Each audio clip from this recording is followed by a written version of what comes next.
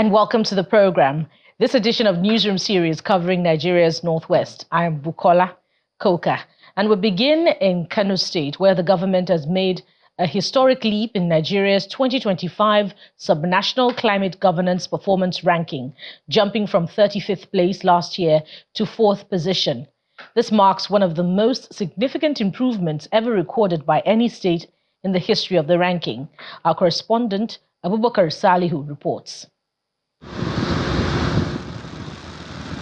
The Subnational Climate Governance Performance Rating and Ranking Project is an initiative of the Department of Climate Change at the Federal Ministry of Environment in collaboration with the Society for Planet and Prosperity.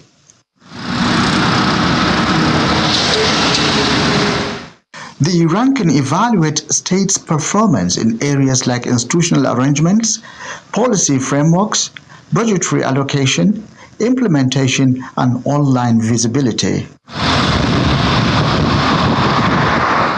Streets in metropolitan Kano are now decorated with green vegetations and solar-powered streetlights, which conform with the Kano State government's policy on climate change that requires the deployment of renewable energy to public institutions, along with urban greening and beautification.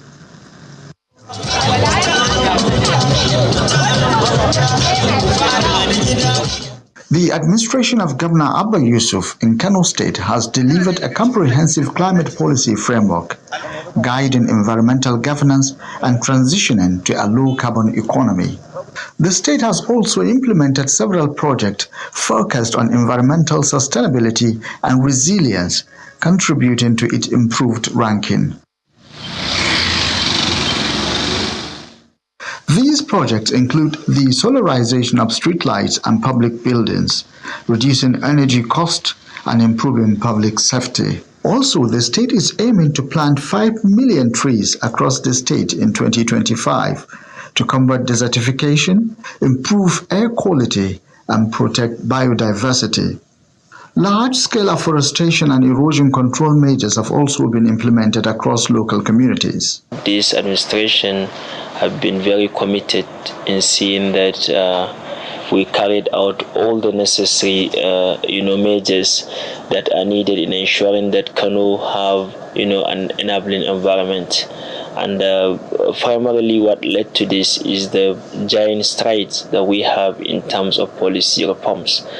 We have come to terms that if we truly want to align ourselves with the global community, as the saying goes, climate change is a global issue where it needs to have a local solution. So as a local community, for us to align with the global community, we have to at least align ourselves with the policy document, the global climate change policy document, so also the national climate change policy document, which Nigeria has always made commitments in terms of NDCs, the nationally determined contribution. But Nigeria as a country cannot accomplish anything without the subnationals. Some residents of Kano metropolis applaud the initiatives, affirming that beside the beautification, the solar-powered streetlight also enhances security at night. We are grateful to Governor Abba as these streetlights have drastically tackled insecurity. We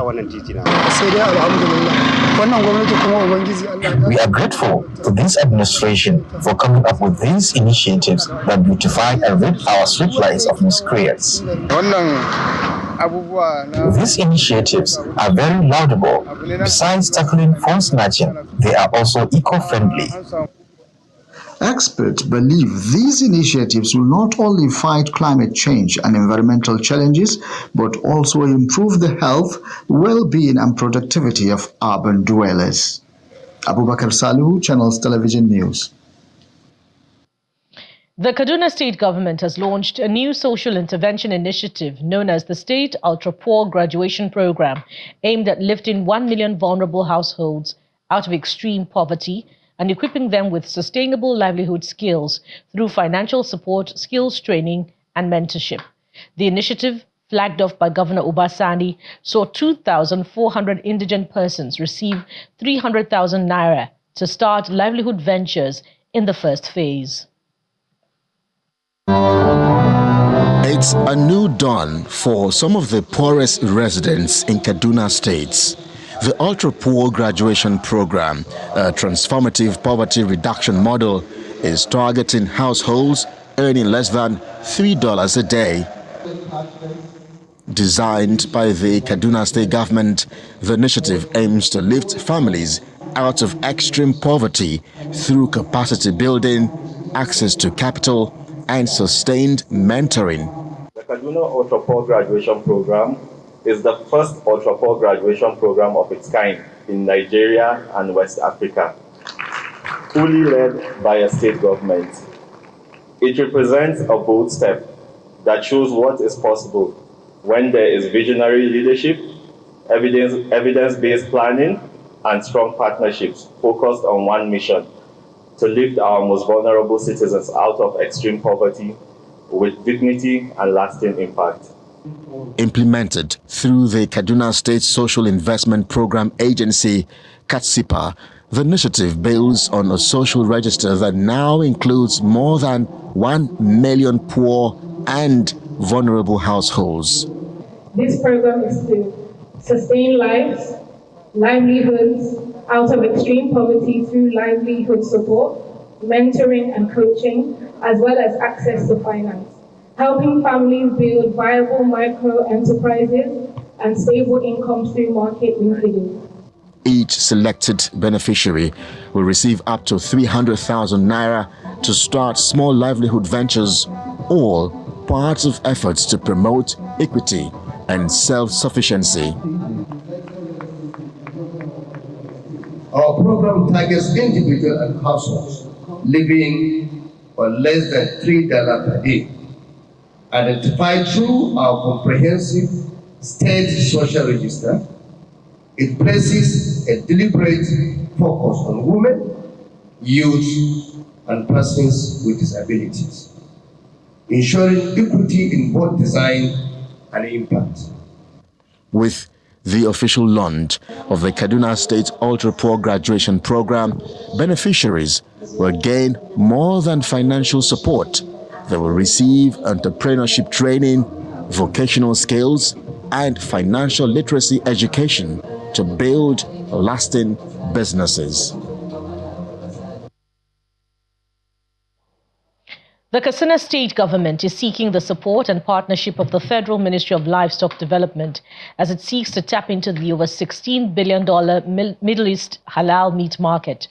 Governor Dikko Rada of Katsina, who visited the Minister of Livestock Development, Mr. Idi Meha, in Abuja, reveals that the newly created Katsina State Ministry of Livestock needs the expertise and concessions of the federal ministry to enable it take off smoothly.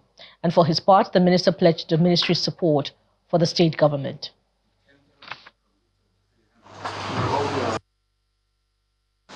Mostly the grazer reserve is being taken over in some location by the bandits, but we are now having a lot of improvements in the security situation, and having that will make sure that we reclaim the land and also try to encourage farmers and the livestock breeders, including the plan is to occupy the space and create various ranches through public-private partnership and creating investment opportunity for anybody who wants to come to Katsina and invest in livestock development.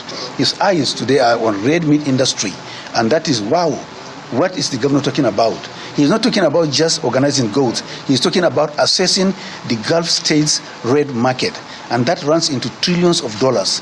That is what the governor is talking about. It is very, very exciting, and we are going to work with him to make sure that Katsina State now establishes those centers that will be internationally be certified to start lifting red meat from Nigeria into the Gulf. And he's talking about what again? Youth and women employment. That is the way to go. That is the mantra of Mr. President. That is the song the governor was singing, and that is what we are going to work along with him to make sure that all these lofty ideas are realized on the ground for the betterment of Nigeria and Katsina State in particular. The Speaker of the Kebbi State House of Assembly, Usman Mohammed Zuru, has reaffirmed that the people of Zuru Emirate will continue to support and appreciate Governor Nasir Idris for his monumental projects and welfare initiatives that benefit the zone. The Speaker made this known during the distribution of 50 motorcycles to members of the All Progressives Congress and various associations in his hometown, Zuru. Represented by the member representing Fakai constituency, Harun Ogele, the Speaker said the gesture was aimed at empowering community members and ensuring they enjoy the dividends of democracy under the APC-led administration. In his remarks, the chairman of Zuru local government, Honorable Bala Gajeri, commended Governor Nasir Idris for providing an enabling environment for public office holders under his administration to positively impact the lives of their constituents. This man is a man of people. In his own efforts, he shows no discrimination. His only fight is towards the success of our party, which is APC. In fact, there are other groups that used to come to him, form your own group, form your own group. He said no. All other groups, in as much as they remain in APC, they are his group. Therefore, he's given this sin to APC. And what he wants, he should serve the gesture to show what is happening in APC. In Nigeria, we only have one party. All other oppositions are not oppositions because they are opposition that we feel they are part of us. They can do nothing to our success. Allah has given us the right able speaker and is a member. I came in State House and he's from Zuru. This was part of his what he has been doing. So anybody that is from Zuru will not see this as a surprise because it's part of what he has been doing to his people. It's part of what he's doing to his community. What we in the local government, we can only say is the Almighty Allah, who has heaven and earth, continue to be guiding and protecting His Excellency the Chief Governor of Kebbi State, and all the members and all the people that are in Kebbi State, especially people that are holding the seat and are closely. The United Nations International Children's Emergency Fund, UNICEF, and the Katsina State government have called on parents, religious and traditional leaders, as well as health workers and citizens to join the fight against polio. They made the call during the 2025 World Polio Day Commemoration Town Hall, which held at the Katsina Government House Banquet Hall in Katsina.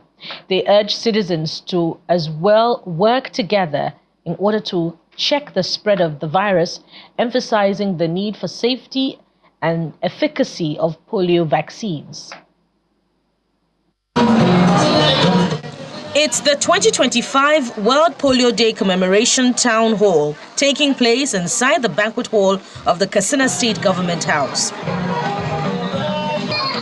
The meeting, organized by the state's First Lady, Hajia Zulaihat Rada, brought together key stakeholders to renew their commitment to ending polio in Nigeria once and for all.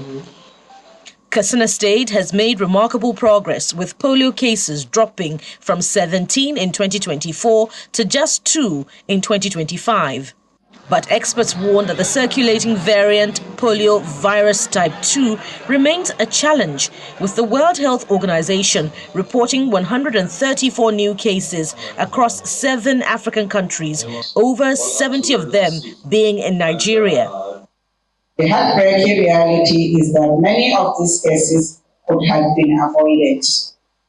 The barrier is not the absence of vaccines or healthcare workers to deliver the vaccines. It is a vaccine hesitancy resulting from misinformation, fear, and mistrust, which continue to endanger the health of our children and stability of our communities. We had some emergence of circulating particular polio virus, which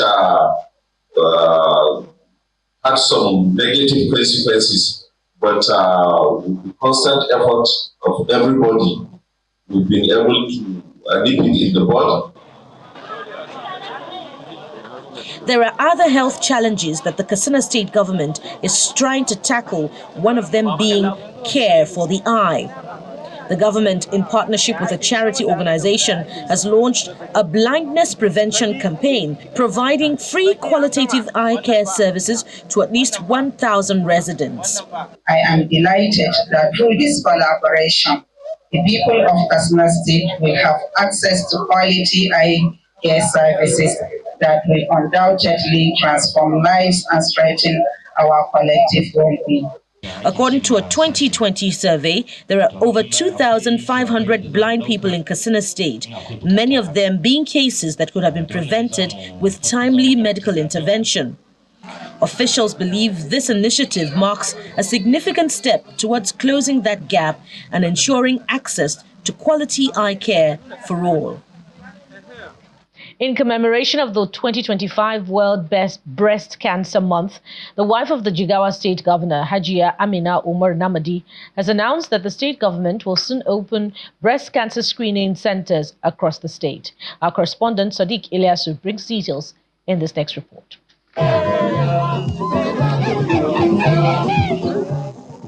To mark this year's World Breast Cancer Month, the wife of the Jigawa State Governor, Hajiya Amina Umar Namadi, led a health walk in Dutse to raise awareness about the dangers of breast cancer. The event, organized by the Hamdan Kasirab Civic Women Assistance Foundation in collaboration with the Medicaid Cancer Foundation, brought together women, youth co-members, and health experts.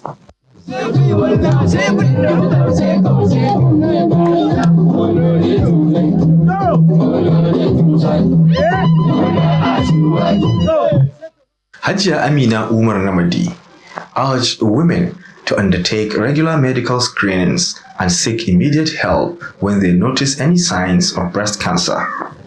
Breast cancer is not just a medical issue. It is a social and emotional journey that affects families, communities, and our nation. Early detection saves lives. That is why awareness is not a choice, it is a responsibility. As we work today, let us remember those who we lost. Let's celebrate those that survive and stand with those that are still fighting. To every woman, I say, know your body, go for regular checkups, and never ignore a sign. A resource person at the public lecture, Dr. Halima Hashim, identified several factors that can cause breast cancer, including heredity, excessive alcohol consumption, smoking, and poor diet. Black race on itself is a risk factor for being a candidate for breast cancer. Having a family history is a risk factor for developing breast cancer. Smoking, alcohol ingestion, obesity, or lack of exercise, all are things that can predispose you to various cancers, especially breast cancer, or exposure to radiation, for example. So what we want to achieve here today is for you to know two things actually. Get yourself screened or tested for breast cancer, even if you have it or not, and know how to do self-breast examination. The campaign, with the theme, Every Story Matters, Every Story is Unique, highlights the need for continuous awareness and support for women battling with breast cancer. Sadiq Ilyasu, Channels Television News. The Jigawa State government has flagged off the construction of 4 access roads aimed at enhancing food security and facilitating farm-to-market transportation. Governor Umar Namadi announced the initiative during an interview with newsmen in Miga local government area. Our correspondent Sadiq Ilyasu brings details in this next report. Thousands of supporters trooped into the streets of Miga to welcome the entourage of the Jigawa State Governor as he arrived to engage with citizens and flag off several development projects.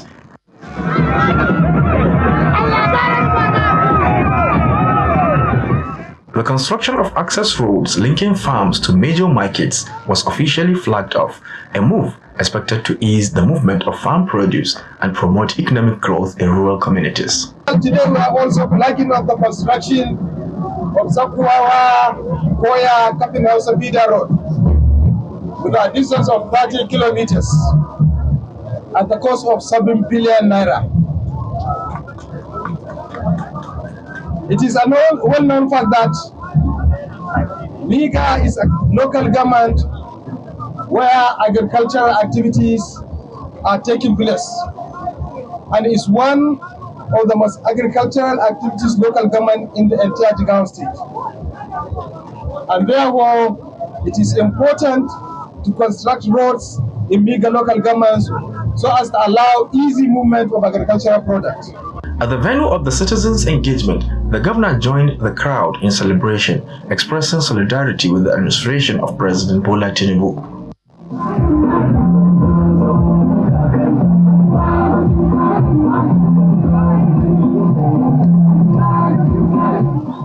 Speaking to newsmen, Governor Namadi said the people of Jigawa State are pleased with the president's leadership style, particularly his agricultural policies, which he described as already yielding positive results. I was able to also convey to the people of Miga local government the message of Mr. President, where he gave us 20 trailers of fertilizer to be sold to the people at subsidized rate. This is the demonstration of Mr. President to ensure that agricultural activities has taken their tone, not only in Jigase but in the Federation. So this is what we have seen in Miga. We have seen the acceptance, we have seen the appreciation, and also the people have given us their requests, which we will definitely review and include in our budget. In a related development, youth in Kano State also gathered to show their support for President Tinubu's administration, urging residents to continue backing the government's reform agenda. So today, we are celebrating a man God has given to us, which on his mandate, Nigeria begins to enjoy transformative economic growth today. We cannot thank Mr. President enough, rather for us to pray and to show him solidarity. As the 2027 elections draw closer, citizens' feedback and participation remain crucial for sustaining democratic governance and development. Sadiq Ilyasu, Channels Television News. The Bishop of Sokoto Catholic Diocese, Bishop Matthew Hassan Kuka, has called for all-inclusive society approach for the attainment of sustainable peace, progress, and development. The bishop stated this at a high-level town hall organized by Global Rights in partnership with the Kuka Center for Promoting Peace and Security through Women Inclusion and Access to Justice. Bishop Kuka, who was represented at the event, said peace and security are not accidental, but deliberate efforts achieved through mutual respect, strong institutions that require the contribution of all members in the society beyond those in government alone. The Sultan of Sokoto, Muhammad Saad Abubakar, who was also represented, emphasized the need for women inclusion in decision-making, maintaining that the rights of women, girls and boys must be respected. The Sultan also stressed the need to ensure all forms of violence against women, girls and boys are stopped. We must cultivate inner peace, a mindset free from hatred, greed, and vengeance. The wars that destroy nations begin in the hearts of people. When our hearts are filled with anger and suspicion, we destroy the very foundation of peace. Secondly, security begins with justice. Where there is justice, there can be no lasting. Where there is no justice, there can be no lasting peace. A society that tolerates corruption, discrimination, or inequality invites insecurity. Justice, social, economic, and political is a true bedrock of peace. This town hall, therefore, offers us a unique platform to listen, learn, and collaborate. It is an opportunity to identify practical pathways for strengthening institutional responses, improving access to justice for survivors of violence and other indigent individuals or groups, and ensuring that women's voices shape the policies and intervention that define our collective security. The Kano state government is engaging chairmen of all local government areas to curb drug abuse in the state. With the theme United Against Drug Abuse, the state government partners relevant stakeholders to host a training on community-based strategies to combating drug abuse. Our correspondent, Nanching Vincent, reports. It's a high-level stakeholders training convened for all 44 local government chairmen in Kano State. Organized by the Kano State government in collaboration with the Kano Reformative Center and the National Drug Law Enforcement Agency. The Nigerian Drug Law Enforcement Agency. According to a survey from the United Nations Office for Drug and Crime, Kano has the highest drug use prevalence in northwest Nigeria at 16%, with over 1 million drug users.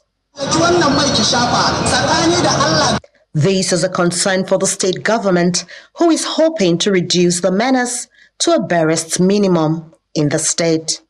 Empowerment and education particularly, to make sure all the youths are moved out of the street, to make sure they are involved, engaged in so many busy activities. The governance involves care of vulnerables. The idea of this training is to engage community-based approach to combat substance abuse and to rehabilitate victims of drug abuse. The process of rehabilitation, it takes a couple of 6 months for a proper rehabilitation and another 6 months for reintegration. During this reintegration process, the state government provided skill acquisition program so that when these clients have gone back into the society, they can be helpful. This workshop help people to teach them, we're here to teach them how to strategize, maybe on the treatment strategies, on the prevention strategies, and how to go out and help people go back to reintegrate into the society, not just stigmatizing them, giving them opportunities to go back in the mainstream of the society and the community so that people will engage them. As part of the strategy, there is a plan to set up reformative centers across the 3 senatorial districts in the state to decentralize access to rehabilitation and reintegration services. From Kano Commercial City, Nanchin Vincent, Channels Television News. And that's it on the program. Thank you for watching. I am Bukola Koka. Bye for now.